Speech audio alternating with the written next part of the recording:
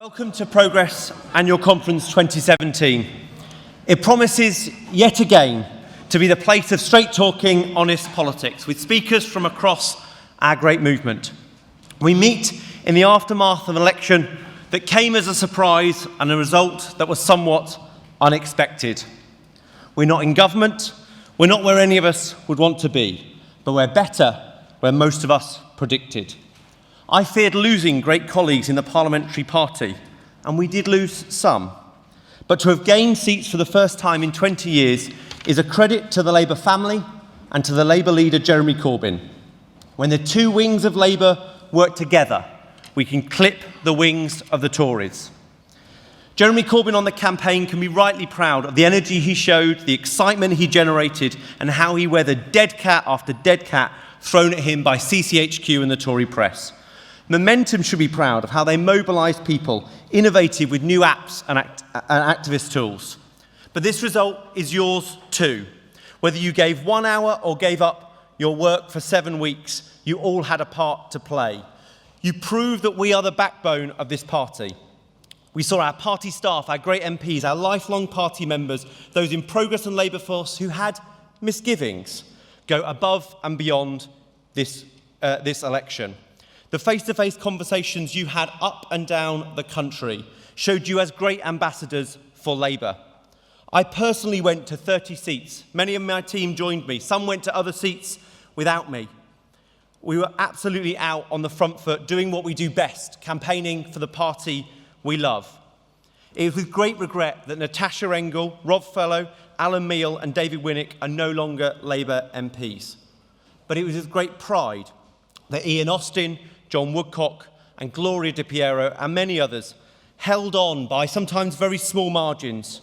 They're grateful for your help. I'm grateful for your help. Thank you for all that you did in that election. We did not, however, win. So when we lose, we have a responsibility to talk about where we succeeded and where we did not. For those of us who feared the worst, we should approach this debate with a degree of openness and generosity. Today, in the first mass gathering of Labour members since the 8th of June, it is intended to be exactly that.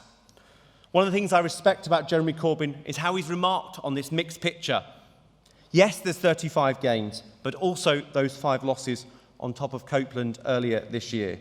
We had upturns in our vote with middle-class voters and retractions with those in the working classes. When previously we were debating if the Labour leadership wanted to win, Jeremy Corbyn and most of his team emulate that second best is not good enough, opposition is no replacement for government, and the young people of Momentum seem to have the same view. This must be our focus. This year's Labour Party conference must be about showcasing Labour's policies, refining the offer to reach the places it did not previously reach, to cut off the sharp edges, and to welcome new supporters coming our way. The only route to a Labour victory is through the people who voted Tory in 2017. Instead, however, there are some in the shadow cabinet and the upper echelons of Momentum who want Labour conference to be about resolutionary socialism and to change the rules, to undermine our deputy leader, to elect a second deputy, to force through the McDonnell Amendment and change the rules on deselecting Labour MPs. This is folly. Not only does it risk the peace that has broken out in the party, it would demonstrate to the public that their concerns come second and the party interest comes first. We already have a government doing that. They, the voting public, deserve an opposition that will do better, and I believe we can do that. So one more heave will not suffice. To deliver for the many, not the few, we reflect that there is lots done and lots to be done, and so Labour must look forward, not back. Labour has a big task ahead and a huge responsibility. When so many young people turned out to vote, we have a duty to do as we said and to meet their great expectations. When so many Remainers were key to that improved performance for our party, we must do all we can to keep Britain in the single market. We've let them down once, we cannot let them down again. As Labour is losing working class support, we must do all we can to reconnect.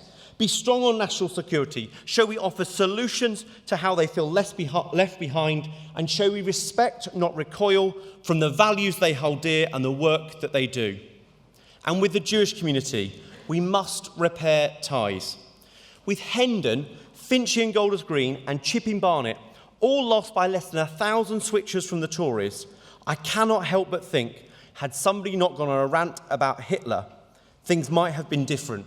There might have been 3 more seats for Labour and the parliamentary arithmetic not different. If those 3 seats were now Labour, the Tories and DUP together would not have an overall majority.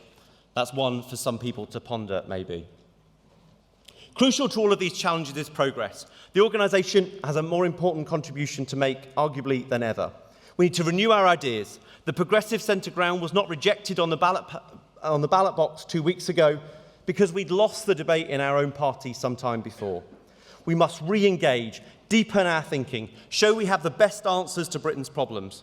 We have to stop our local parties being taken over by people who want to take them back. Make common cause with new members who want to see that Labour government. We must train and develop a new generation of talent so our party can take on those great tasks. Yesterday, it became known that David Sainsbury, after long years of support, will end his 21 generous years of supporting progress and other party political causes. We're deeply grateful to him, everything he's done for us, what he's done for our country as a brilliant science minister, and what he did to try and keep Britain in the European Union. But it's time for us to stand on our own 2 feet. I hope we can cultivate a network of donors who can fund progress for its next chapter. I hope that those of you in the room will invite your friends to join progress. If you can, join the 100 Club or our newly created 1,000 Club. Our important work must continue, but in many ways is in our supporters' hands. Progress, at its core, is the campaign for a Labour government. We believe, as Emmanuel Macron has shown in France, that the progressive centre ground is where the voters are, but more so, it's where lasting change is made. Because to make lasting change, we don't just want one Labour government, we want a 2-term, 3-term, 4-term Labour government, so the changes we make can be embedded in our society, so the richness of our values can be lived by people's day-to-day experiences, and the institutions that we build will outlast the Tory governments that may follow us. Second place will never do. Stay focused on that goal. Regroup, make friends, build alliances, make common cause with those new members in our great party. Do all we can to stop a hard Brexit and show the modernisers have plenty more to give. Enjoy the conference.